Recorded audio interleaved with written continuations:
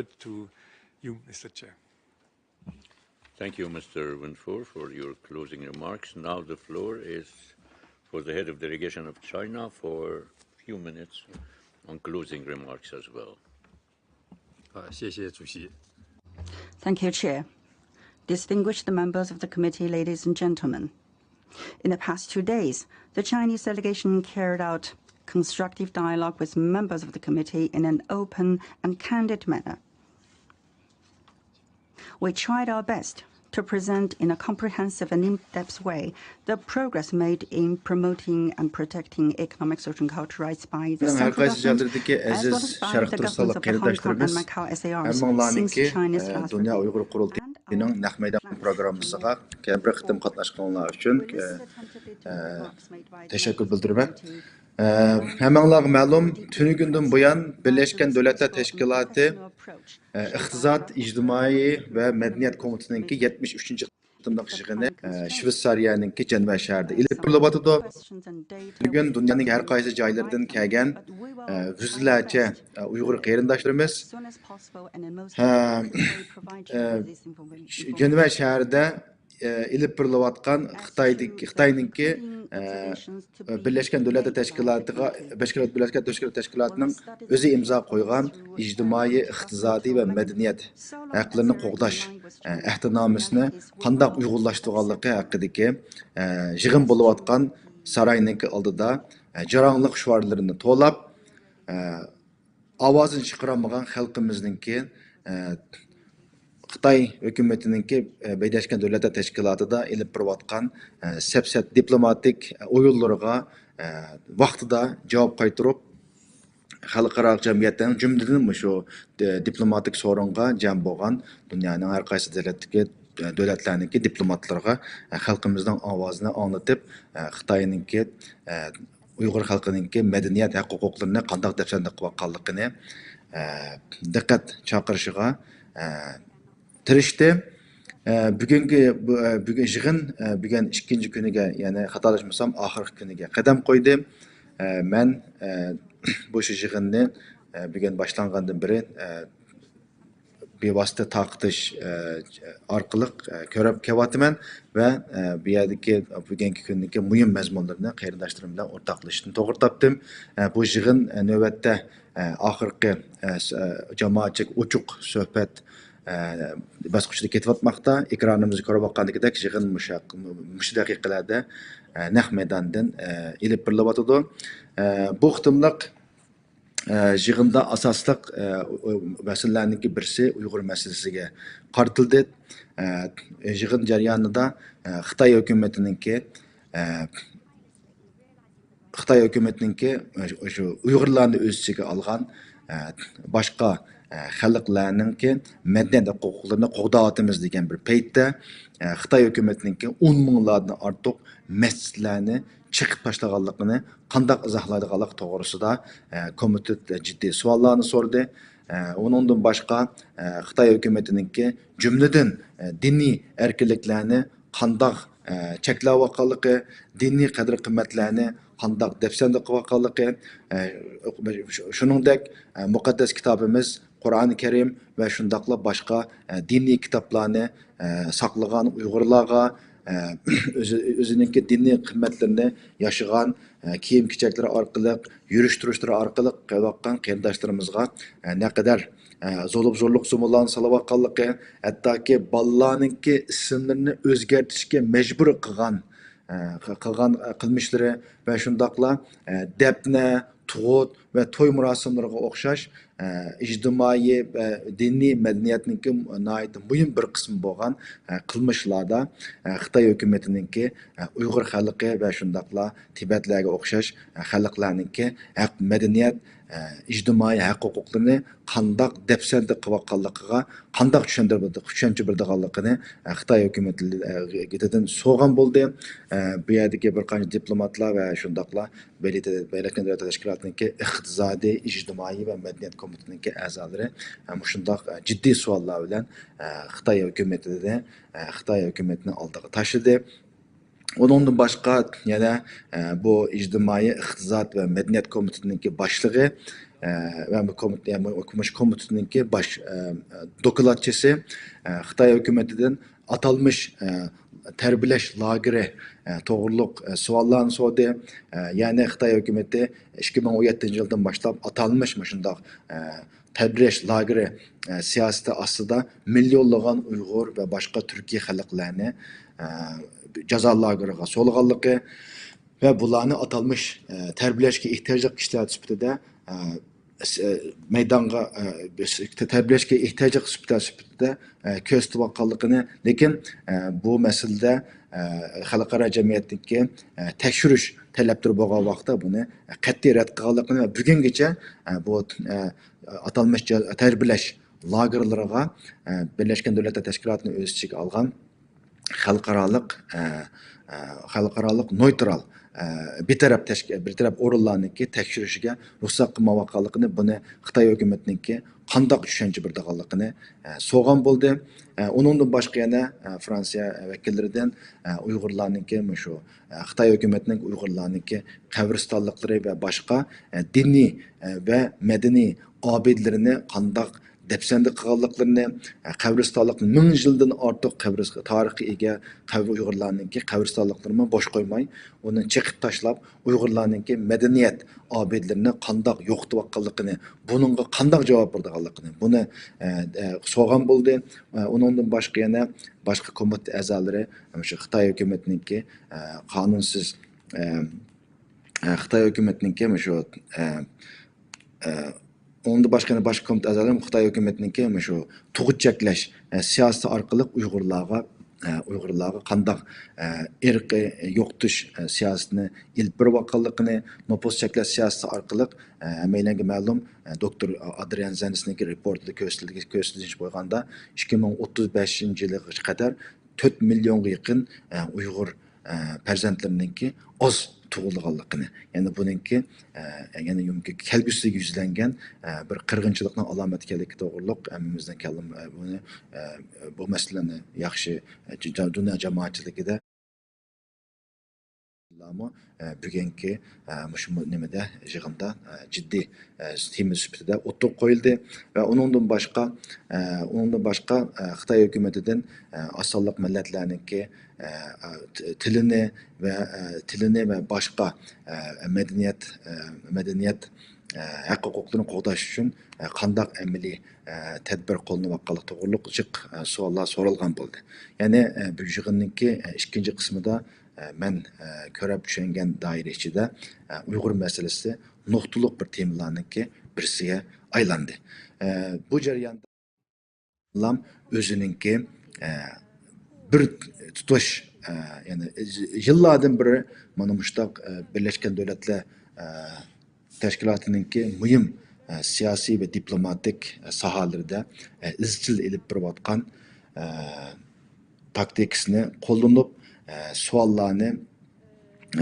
savollarningki shu zil taraflarga qaratmay meseleni başka yerga yötkash, shundoqla o'zininki siyosatida o'zininki davlat muddaosini ko'rilgan masalalarga nima sababdan ko'rilganligiga javob bermakda yo'q. Xitoy hukumatiningki qandoq yaxshi maqsad muddalari borligini, Xitoyninki o'zininki qonunlarida qandoq yaxshi moddalarning bo'lganligi va buningki mush huquqlarni qo'g'dash uchun nihoyatda muhim tarixiy rol o'ynaganligidan iborat quruq safsatlarni ilib borgan bo'ldi. Undan boshqa meni diqqatim chekkan yana bir nuqta Xitoy hukumatiningki shu osonliq tilini cheklashda, bu osonliq millatlarning tili jumladan Uyg'urlarningki va Tibetlarga o'xshash xalqlarni ularning nazaridagi atalmış osonliq xalqlarningki tilininki noyati qaloq ekanligini ilmiy tadqiqot ilib berishga yaramaydiganlik iborat. Bu nuqtalarni shuning uchun Xitoy tilini umumlashtirishning zarurligini deb javob bergaydi. Buningga İspaniyaniki Baskit millatidan bo'lgan bir komiteta a'zosi buningga darhol inkos qaytarib Xitoy hukumatiningki bu yerdagi gapidagi jiddiy raddiya berdi. Ya'ni u o'zininki Baskit basket milletining bo'lganligini Ispaniyaningki va o'z zamonasida Ispaniyada mana shunday basket tili ilmiy tadqiqotlarga yaramaydi degandek quruq sapsatlar bilan cheklamaga uchraganligini va keyingi vaqtlarda Ispaniyadagi demokratlash qadam bosqichininki cho'nqurlashiga ergishib bu basket tilininki Xitoyninki basket tilininki İspaniyada ilmiy tadqiqotda o'zining yorqin natijalari bilan basket tilining ilmiy tadqiqotga yaraydigan bir til ekanligini ro'shan gavdalangandan iborat misollarni oldiga etib turib Xitoy hokimiyatiniki bu ilmiy asonliq millatlarninki til huquqini qo'g'dimaslik tugul amaliyotda shundoq tuturuqsiz bahonalar bilan til cheklamasi ilib borayotganligini ayblagan bo'ldi. Undan boshqa Xitoy hokimiyati degandagidek savollarga tanlab javob berish taktikasini qo'llandi. Ya'ni komitet a'zolari bir qancha 5-6 savol so'rgan bo'lsa, shuning ichida o'zining ditiga mos keladigan savollarga javob berdi. Masalan, paraxo'rliq qarshi turadigan, anikendan muhit qo'g'dash, sayya, sog'lomlik qatorliq nozik bo'lmagan temalarga jiqroq to'xtalib, shu savollarga javob berib, bu komitet a'zolarininki Uyg'ur masalasiga cho'rdigan asosdagi zil va jiddiy savollarni javobsiz qoldirdi va yoki bo'lmasa meseleninki cho'nqur tarafiga o'tmay, meselening o'ziga tutash, meselening o'zida haqida so'zlamay, bu savollarni umumyuzlikdek javobsiz qo'yadigan bo'ldi. Xitoy hukumatininki, masalan, Xitoy hukumatininki shu madaniyat ministrligining vakili bu asonliq millatlarninki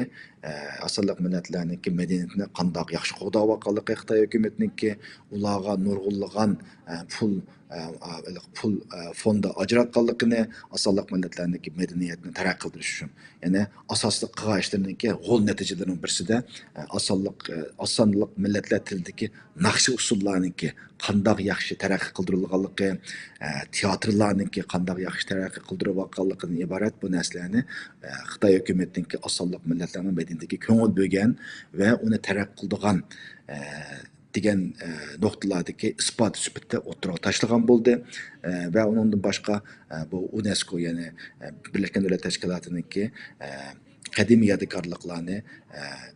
yodikorliklarni saqlash qo'g'dash ehtinomi ramkasining ichida asonliq millatlarninki madaniyat asar atiqlarini qandoq yaxshi qo'g'daganliklarini misol qilib ko'rsatdi. Maylangi ma'lum Xitoy hukumatininki jumladan Xitoy hukumatininki shu Uyg'urlarninki naqshi muzikalarga ko'ngil bilganda qilib ko'rsatsa-mu, lekin yana bu yerdagi Xitoyninki diqqat nuqtasiniki o'zini kommunistik partiyani madadlaydigan, kommunistik partiyani Xitoyning qilgan yaxshiliklarini madadlaydigan san'at asarlariga e'tibor berib, Uyg'ur xalqininki haqiqiy madaniyat tarixlaridan ifodalaydigan, vatanparvarlikni ko'llaydigan, batıl yaxşılıqni yaqalaydigan, yomonlikdan to'saydigan bundaq madaniyat san'at asarlarini cheklaganlikni bu yerda Xitoy hukumati nihoyat ustadlik bilan Uyg'urlarninki naqsh usullarini taraqqiy qildi degan nuqtada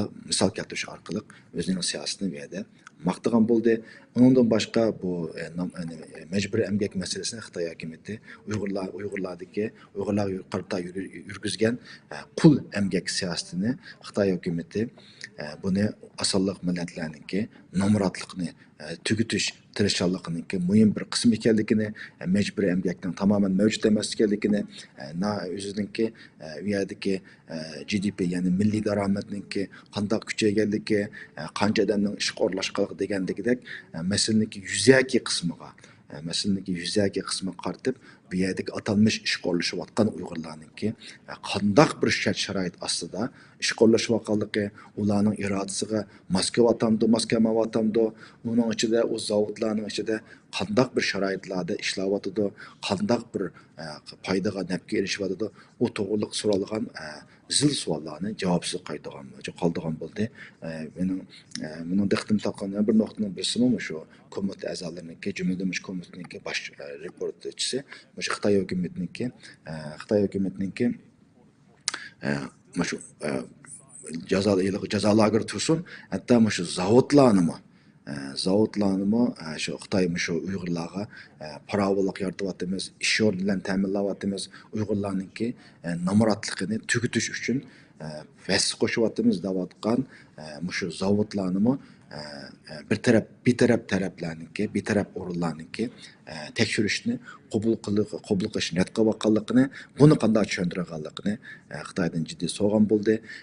Shunga yig'in shuning bilan bu 73. navbatlik Birleşmiş Milletler Teşkilatı İqtisadi, İctimai ve Medeniyet Hukukları Komitesi'ninki 73. navbatlik yig'ini jamoatchilik ochiq qismi men xatırlaşmasam shuning bilan oxirlashgan bo'ldi.